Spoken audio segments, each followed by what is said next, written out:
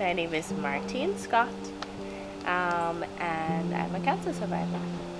Well, I felt a mass in my breast in about the summer of 2015. I went to the OBG. She recommended that I biopsy the mass, despite the fact that I didn't really have any of the risk factors. The mass was biopsied and it came back benign.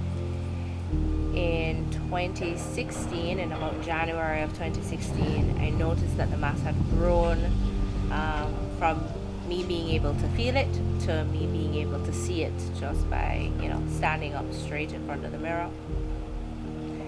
At that point, it occurred to me that if it was benign mass, as they said it was, it made no sense that it was as large as it was just a couple months later.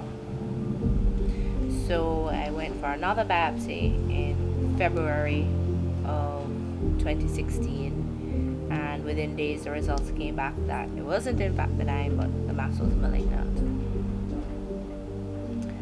So soon after that, I started treatment, and the year began. I think you have to be aware of your body, notice things that are different, and don't be afraid to alert someone about something that you think is different or any change that you see in your body, and have one or two opinions about something that is bothering you or something that you've noticed. Well, the first thing I think you have to find out for sure, find somebody that you can confide in during the process of getting the biopsy, waiting for the results, trying to keep your hand over like the pressure cooker of your anxiety that's building up during that time, because that is a tough time. I didn't tell a lot of people that I had even done a biopsy. I told my core group of friends, and the same goes for when I was diagnosed. My super core small group of friends were who I told at the time, and of course information trickles out, but those are the people that you depend on to keep stuff as normal for you as possible, because the whole idea is petrifying enough as it is. So find the group of people or the couple of people that make you feel calm and make you feel secure and still can make you feel like yourself. Tell a couple jokes and chill out and have some wine, because you're gonna need that. And then always go and seek the best professional help that you can find. However, you try and keep your sanity. Don't let anybody control the narrative of what your thoughts should be, or having you in that kind of conversation all the time. When you talk to your friends about what you want to talk to them about. You don't always want to talk to them about what's happening to you.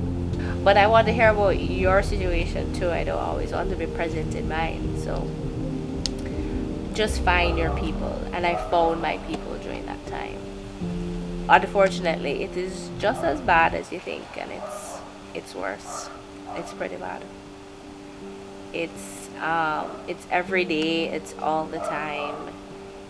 It's mentally grueling, it's physically tough.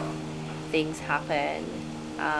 It changes you, but the thing is, there is an end to it, and hopefully at the end there is something amazing, which is your life gets to go on and you get to move on. For a lot of people that doesn't happen, but if you can focus on that light, that helps. Like, there is an end. It's not always the planned end. My treatment was 2 times longer than we initially thought it was going to be, and that took some kind of mustering up of mental strength and courage, and a lot of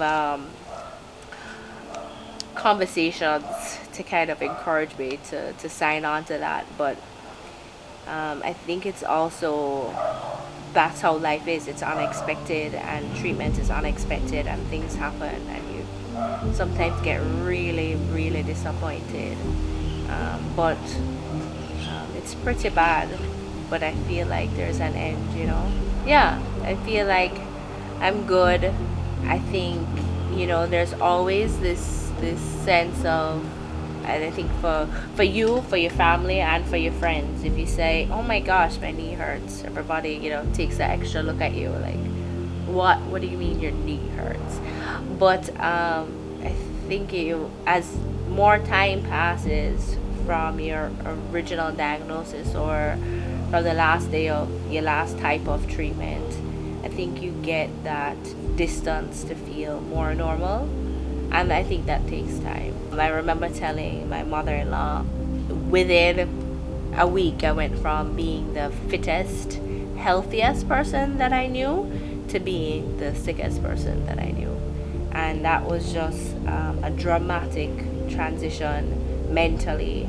And I mean, forget the physical, it's just the mental of not being able to do what you want to do, not being able to go where you want to go, not being able to eat what you want to eat, constantly checking in with doctors constantly checking in with you, being so aware of the time, the day, whether you have a fever or not, whether you have a pain or not, whether this is a new rash. Just forget the vanity of anything. It's just the constant awareness that I am not, quote unquote, normal. I'm not healthy. So I don't want to preach to anybody, but just try and be as physically active as you can, be aware of your body, have the best team of doctors, and have a great calming support network at all times.